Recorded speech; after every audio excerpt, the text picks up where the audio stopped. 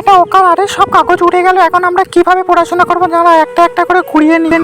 ভাই কি বড় গাড়ি, পালা পালা। আরে ওই রাস্তাঘাটে এইভাবে চলছি, দেখে শুনে চলতে পারি না। কোনো অ্যাক্সিডেন্ট হয়ে গেলে কার দোষ হতো?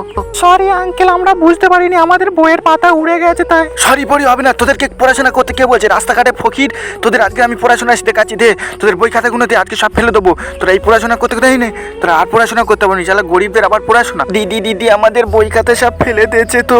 এইবার তোরা কিভাবে পড়াশোনা করিস আমি দেখছি। ভাই এখন আমরা কিভাবে পড়াশোনা করবো? আমাদের বই খাতা ফেলে দিয়েছে, আর কেউ নেই আমাদেরকে ওই বই খাতা তুলে দেবে। দিদি তুই কান্না করিস না। ভাই তুই এখানে বস, আমি দেখছি নিচেই লেবে তোলা যায় কি।